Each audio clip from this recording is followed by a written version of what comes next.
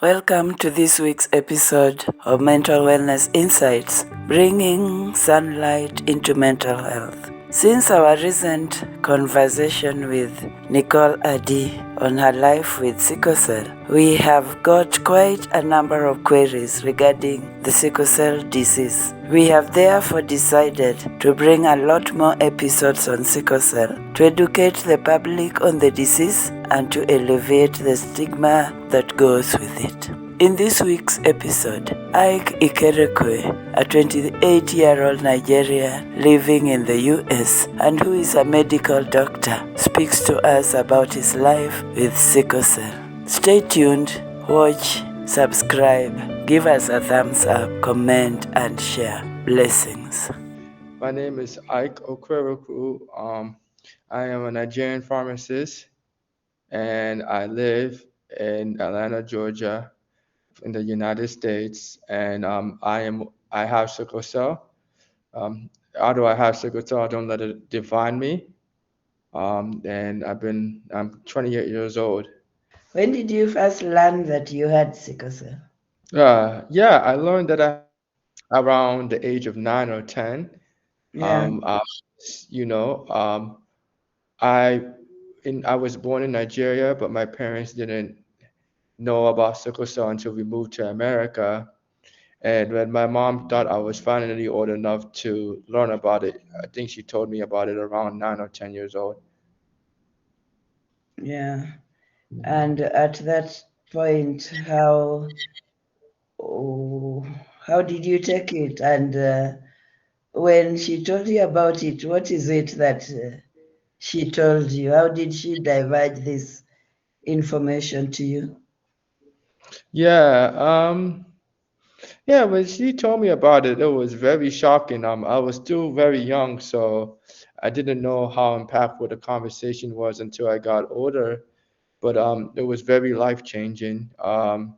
And she was crying. I wasn't really crying because I had sickle cell. I was crying because she was sad. So to see her cry and tell me about it was very sad.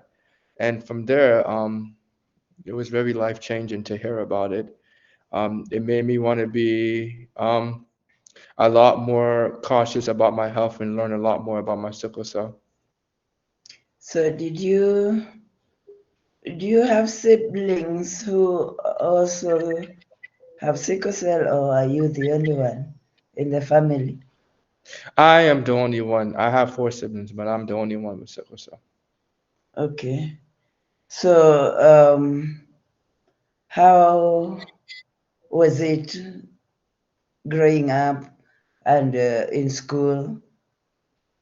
Okay.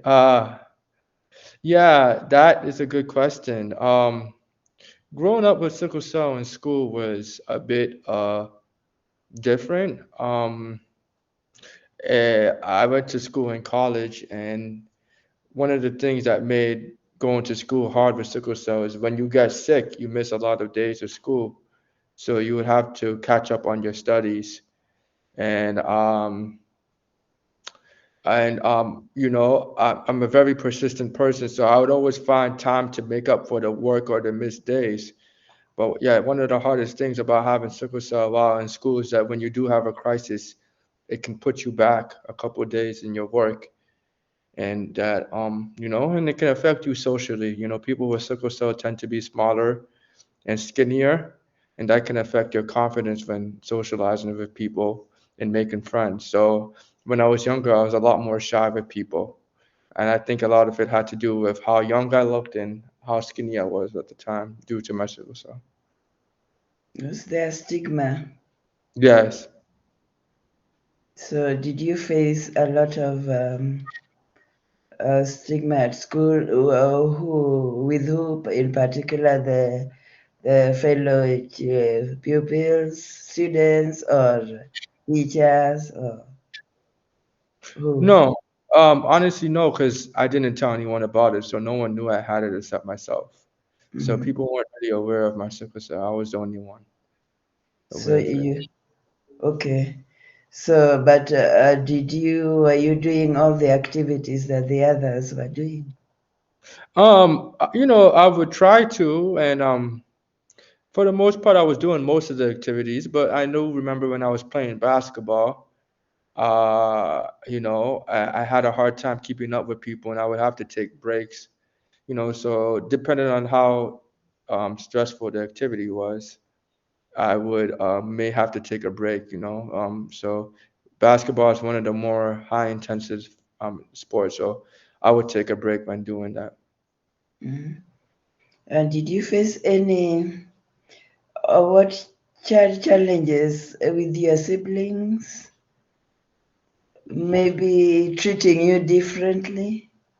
That's a good question. Yeah, so I know it's very important to have support when you have sickle cell. And that could be a problem, but fortunately for me, Pamela, I have a really good family, very understanding, and they love me. They do a good job of loving me unconditionally. So they were very supportive, even though they didn't quite understand it. If I ever needed help, they would do the best they can to help me, especially my parents. Okay. Now you are a doctor, are you? Yes. Uh, so you would probably just explain to us exactly what sickle cell is. Yeah. Okay. So sickle cell disease is a blood condition where sickle red blood. There's something called like sickle cells, and they're like crescent-shaped blood cells that are in your blood, and when there's too much crescent cells going in through your blood veins, it can collapse and get stuck, and that's usually how something called a pain crisis or a vaso-occlusive crisis starts as a result of so much sickle cells being stuck all at once. And then that's one of the hallmark symptoms. There's a lot of pain from sickle cell, so it can cause all types of symptoms, but it's pretty much a blood disorder that can cause a lot of pain crises. What causes sickle cell and who, especially because you say you have other siblings who do not have, uh, what causes sickle cell? Yeah. Yeah, like do you mean like how is it inherited or like what causes Yes. this? Yeah. I mean, how come you have other siblings, but you are the Yeah. only one who has it, who got it? Yeah, well, if you get real deep with it, that I don't know, but if we're just talking about like the science behind it, Yeah. um, yeah, there's so you can have a mom and a dad, and if your mom has the sickle cell trait and your dad has the sickle cell trait, then you have a 25% chance of getting the sickle cell. And then look, and I am a statistic. I have there's four siblings, and Mm. one out of four of us got it. I was the 25% chance. Now, Yeah. why do I have it? I don't know. That's a deeper question, but I think Mm. God works in mysterious ways, and I think what doesn't kill you makes you stronger. Yeah, yeah. Actually, the question was not why you have it, because that I don't think anybody is able to answer. Yeah, I Yeah. agree. What are the symptoms of sickle cell? Yeah, Pamela, the symptoms of sickle cell, they vary, but the most common symptoms I believe are fatigue. Again, the pain crisis could be a symptom. Depression could be a symptom of sickle cell. But it's usually fatigue, weakness, and whatnot. Mm. And uh, is it possible to diagnose? At what age do we diagnose sickle cell? Yeah, you can be diagnosed as soon as a newborn. So as soon as you're born, I think there's even diagnostic tests to diagnose this before you are born. Now, depending on where you are and what country you're in and how advanced your medical environment is. Some places may be able to diagnose you, and some places cannot diagnose you or don't have the ability to diagnose you accurately. For example, I was born in Nigeria, and at the time, I don't think they had the proper medical technology to diagnose me correctly. So I didn't know I had sickle cell until I moved to America. Yeah, but as you, even though you did not know you had sickle cell, were you more sickly than the other siblings as you were growing up in Nigeria? Yes. Well, I was only in Nigeria for 3 months, so most of my time was. Oh, okay. Yeah. So Okay. I'm pretty much American born, honestly. Yeah. Um, but usually people learn about their diagnosis when they're born. But so I was growing up with my siblings. Um, yeah, I was definitely the more sicker one. When I was younger, I went through the sickle cell crises a lot. Mm, Um, I went through a lot of pain. I had pneumonia, I had acute chest syndrome, and I almost died as a result from sickle cell. But fortunately, I had a very good medical team and a group of people, supported people who did everything they could to save my life. So, yeah. mm.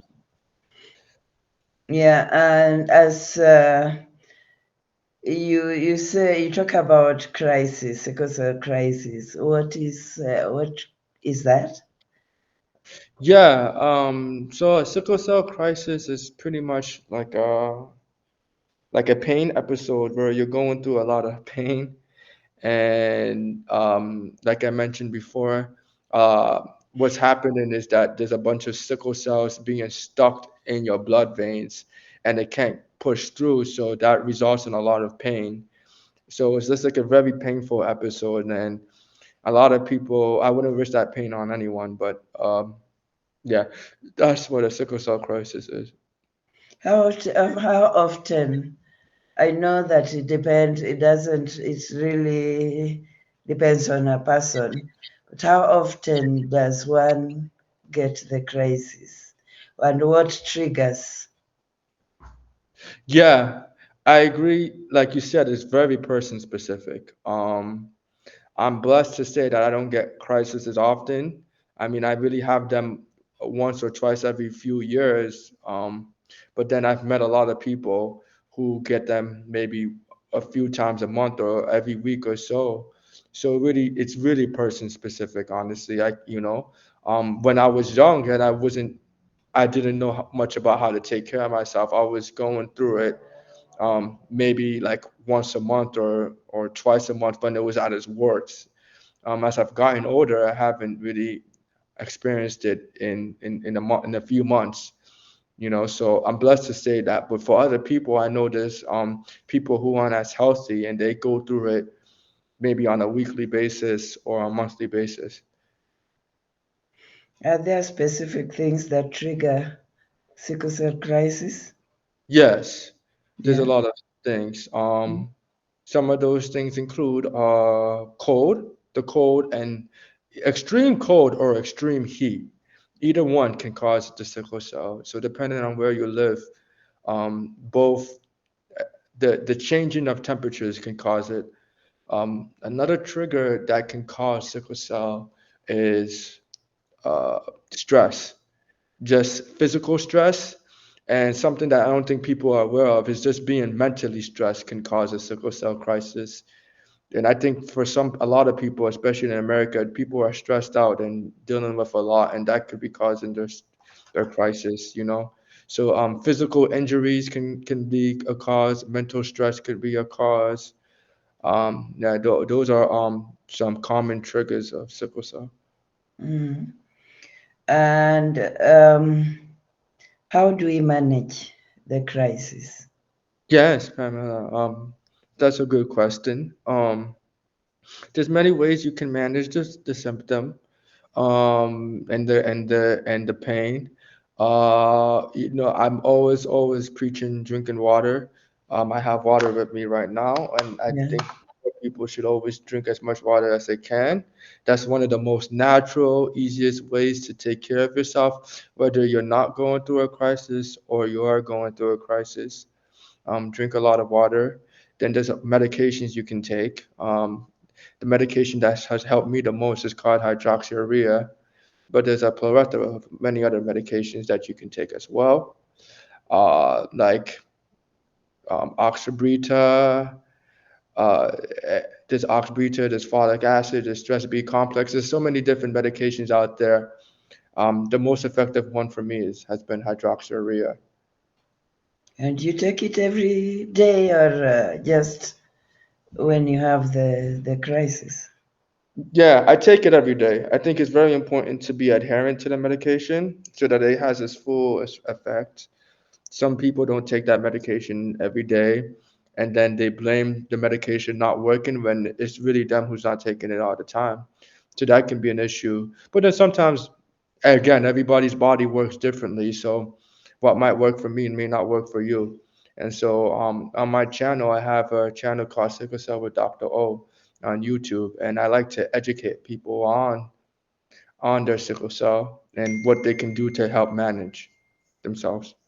Hmm. And how about diet? Yeah, with diet, with sickle cell in particular, a lot of the things that you do to manage yourself are some of the things that anybody should be doing, regardless of having sickle cell or not. I think with your diet, like like just like with healthy people, you want to have your fair share of vegetables and fruits. You don't want to have too much fatty foods or anything that can cause fat or inflammation. These things are really good for your diet, and it's good for your health overall. So, you can have something called the plate diet, which is about like a half of half a plate of fruits and vegetables, a quarter plate of protein, and a quarter plate of carbohydrates. So it's good to have like a well balanced diet. Mhm. And exercise, you say you still play basketball? Um, so I think exercise is actually good for your sickle cell. The weird thing about it though, is that you want to have a good balance of it. You don't want to work out or exercise so hard that it becomes problematic. So, I do still work out. I don't play basketball as much as I do. I've been getting older and I haven't really been putting as much time towards it. But I do like to work out too, to just keep in shape. Mm. What is the hardest thing about having sickle cell? Oh, that's a good question. Yeah, for me personally, yeah, when the hardest thing about having sickle cell when I was younger was obviously going through the pain. That was by far the hardest thing. Those episodes were so scary, so traumatic, and so unbearable that I wouldn't wish that upon anyone. You never know when the pain is gonna stop. You just and this and it's internal. It's not like there's anything that you can do to stop it. It's not like it's like you can stop the pain. It's just you just gotta hope that it stops. Now, fortunately, I haven't been sick in a while. And so I would be lying if I would say the hardest thing about having sickle cell now is going through the pains because I don't go through them. For me, it's probably the psychological aspect of it, you know. Although I think I've gotten a lot better at it and I'm a lot more at peace, it can be very depressing to know that you have a disease that you couldn't really control whether or not you have it or not. That might be the hardest thing for me personally. But I have been getting a lot better with dealing with that and being more accepting of my disease, you know. Mm. I think at one point, I don't know whether it's you or somebody said having sickle cell can be lonely. Yes. Mm. Can you tell us about that? Yeah, I do think that's a thing. I think having sickle cell can be very lonely. Um, one of the loneliest things about it is, like you mentioned before, is the stigma. So, when you're outside, no one is going, "Hey, I have sickle cell, I have sickle cell." So you don't know. And depending on where you grew up from and how you lived, you probably were stigmatized for having sickle cell too. So you don't feel like sharing your story, and other people are probably, for the most part, not sharing the fact that they have sickle cell, yeah, as I can assume. So when you don't know who has sickle cell, you're just feeling alone. And that's one of the hardest things too about it. You have no one to talk to about it. Or sometimes you can talk to other people like your family or your friends, but they don't understand it. So it doesn't feel the same. It's not really fun to talk to people about issues when they don't even understand what you're going through or never been through it. So that was one of the reasons why I made my channel. So I can introduce people to sickle cell, including myself and other people with sickle cell, and help them kind of, make them not feel alone and make them feel like there's a community of people they can look out for. Mm. And for a long time, people uh, thought sickle cell sufferers would not go beyond a certain age, maybe 18 years. But right now, we see people with sickle cell living very long. What do you Yes. say about this? Yeah, I agree. That was actually another thing that was very difficult for me. Back when I didn't know much about sickle cell, I would like to do a lot of research on it. Mm. And it's very hard to read when you type, "Oh, what's the lifespan of sickle cell?" Or you read like the lifespan can be, 30 in the 40s. Now, fortunately, I think that was back in the 1970s and the 60s, Yeah. well, at least in America, where technology was not advanced and people didn't know much about sickle cell. Fortunately, now people are living much longer with sickle cell, and I've actually met a few people and heard of few people who have been living to their 70s and 80s with sickle Yes. cell. Mm. So that is very heartwarming and optimistic to hear, and I think even myself, I've been reading a lot about all types of new therapies and technology coming out. There was actually recently a friend of mine sent me a website and a website article explaining that there's been like a gene therapy recently approved to treat people with sickle cell. I haven't looked too much about it, but it sounds like really big news. And my point is, there's always something. There's always seems to be new technologies, new medications, new procedures to improve the health of sickle cell. So that's very hopeful and gives me faith that things will continue to get better for people with sickle cell. Yeah. You are a doctor. Is it, um, were you motivated to uh, become a doctor because of your condition, or was it something that you would have become even if you did not have sickle cell? Yeah, that's a good question. So that was me having sickle cell did play a role, and it made me a lot more interested in wanting to learn more about health and how to take care of myself. And I do believe that me being a doctor has played a tremendous role in me being able to take care of myself and um, not suffer as much with sickle cell because I understand it more and I know what triggers it and what doesn't and what helps it feel better. But then there's also another aspect of having parents who are constantly pushing you towards that path. So I think a combination of both, my parents who wanted me to be doctors, and then my knowledge, my thirst for knowledge to learn more about my health and whatnot also played a role in wanting to be a doctor. Of Mm. Do you think having sickle cell has some impact on relationships? Yeah, that's a interesting question. Yeah, I do think so. Yeah, I do think so to an extent. I can't speak for myself in this regards because I'm a pretty healthy person. But I know for a lot, I have friends with sickle cell who get sick more than me, and oftentimes they may have meetings or social events that they wanted to go to, but because they were sick, they had to, say, no, I'm sorry, I can't go, or I can't do this.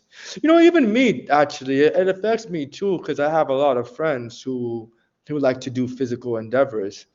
And sometimes they would invite me to play basketball or do some other physical activity.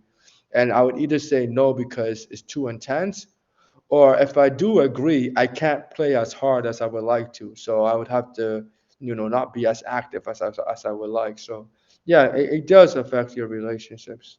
Mm. Why is it that sickle cell is more prevalent in Africa and even in America? It's more prevalent in Black African Americans. What is it that is makes it more prevalent in the blacks? Yeah, that's a good question, Pamela.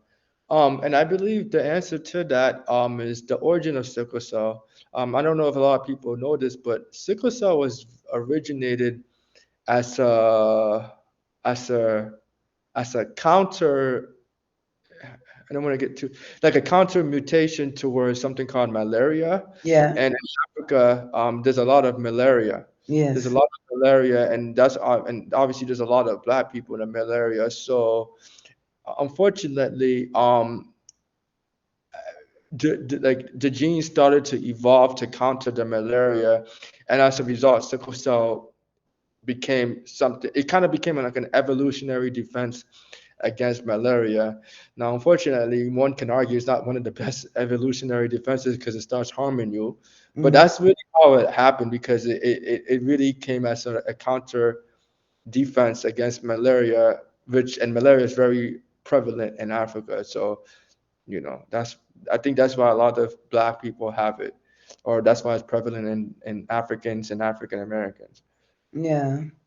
Yeah. Would you recommend, or do you think um, spouses ought to test for sickle cell before they get into a marital relationship? Yes, Pamela, I do think so. I Yeah. think that's very important to do. I think a lot of I think before you get into a serious relationship or a marriage, and especially if you're talking about having kids, you have to have that conversation.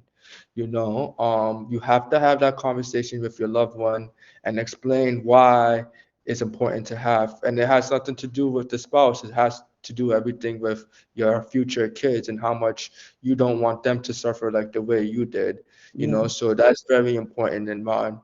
Now, I can't tell what anyone else to do, but it's a very tough dilemma. If you have sickle cell, you have the trait, and the person you love has the trait. Are you going to break up with them because they have it? I don't know. Some people will say you should do that, others won't. That's your own personal choice, but it's whether you choose to go forward or not, you have to have that conversation and talk about it. It's very important, although it is a tough conversation to have. Yeah. Now, I would request that you speak to that person who is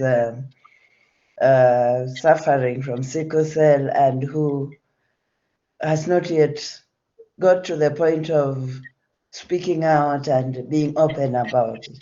Yes. Yes.